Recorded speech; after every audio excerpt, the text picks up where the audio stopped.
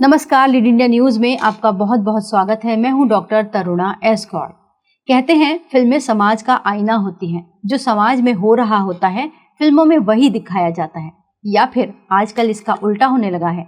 फिल्में पहले चीजें क्रिएट करती हैं और बाद में समाज उसे फॉलो करता है। एक गाना आया, कुछ मिनट का डांस, लेकिन विवाद इतना बड़ा कि वो संसद तक में गूंज गया। ये विवाद फिल्म केडी द डेविल के गाने सरके चुनर तेरी सरके को लेकर शुरू हुआ, जिसमें नोरा फतेही और संजय दत्त नजर आए। आरोप क्या है? गाने के लिरिक्स बहुत ही वल्गर और सेक्सुअली सजेस्टिव बताए गए। विजुअल्स और कोरियोग्राफी पर भी घोर आपत्ति जताई गई। कहा गया कि कंटेंट बच्चों के लिए हार्मफुल है और इसके बाद वकीलों द्वारा शिकायत दर्ज कराई गई। महिला आयोग, हरियाणा और कर्नाटक के राज्य महिला आयोग ने इस पर संज्ञान लिया, नोटिस दिया। एनएचआरसी ने भी हस्तक्षेप किया। मामला इतना बड़ा हो गया कि संसद में भी पहुंच गया। सबसे बड़ा एक्शन इसके बाद ये हुआ कि सरकार ने इस गाने को बैन कर दिया। इसका हिंदी वर्जन सभी सोशल मीडिया प्लेटफॉर्म से हटा लिया गया। अब सवाल उठता है कि ये सब होता कैसे है? क्या कोई कानून या रेगुलेशन नहीं है जो इस तरीके की वल्गर कंटेंट को आने से पहले ही रोक सके? तो बाकायदा एक बोर्ड भी है और एक कानून भी है। भारत में किसी भी फिल्म को पास होने के लिए पहले सर्टिफिकेट लेना पड़ता है, जो CBFC द्वारा दिया जाता है। यहाँ पहले रिव्यू होता है, central board of film certification यानी CBFC। फिर उसके बाद फिल्म को या गाने को 4 कैटेगरी के अंदर देखता है और फिर अप्रूव करता है। ये कैटेगरी होती है U यानी सबके लिए, UA यानी पेरेंटल गाइडेंस के साथ, और तीसरी होती है A सर्टिफिकेट जो केवल 18+ लोगों के लिए होती है, और चौथी कैटेगरी होती है S स्पेसिफिक ऑडियंस के लिए। ये जिस कैटेगरी की फिल्म या गाना होगा वो उसी कैटेगरी के सर्टिफिकेट के साथ अप्रूव की जाएगी और उसी कैटेगरी के दर्शक उसको देख पाएंगे। लेकिन इस केस में क्या हुआ? गाना फिल्म में आने से पहले ही सोशल मीडिया पर आ गया। ये गाना YouTube पर रिलीज हुआ था, इसीलिए यहाँ पर CBFC का कोई खास रोल नहीं था। डिजिटल कंटेंट पहले से ही सेंसर नहीं किया जा सकता। वायरल होने के बाद शिकायतें आई और उसके बाद इस पर एक्शन लिया गया।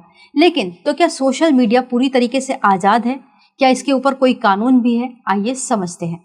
वल्गर गानों के लिए या वल्गर फिल्मों के लिए जो कानून और सेक्शंस हो सकते हैं वो है भारतीय न्याय संहिता का section 294 obscene acts and songs. सार्वजनिक जगह पर अश्लील गाने या फिर एक्ट करने को लेकर इसमें सजा दी जा सकती है और इसमें मिनिमम 3 महीने से लेकर जुर्माना तक लगाया जा सकता है। इसके अलावा इस पर IT एक्ट 2000 का सेक्शन 67 भी लागू होता है, क्योंकि इसके अंदर सोशल मीडिया प्लेटफॉर्म शामिल थे, तो उस पर ऑनलाइन ऑब्सीन कंटेंट को पब्लिश करना ये भी एक जुर्म है, जिसमें सजा है, पहली बार अगर ये कोई करता है तो 3 साल की जेल प्लस 5 लाख का जुर्माना।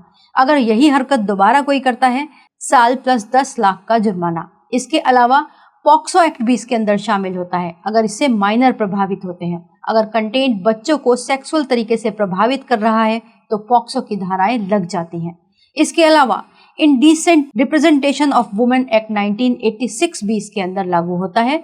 महिलाओं को वल्गर तरीके से दिखाने पर केस चल सकता है।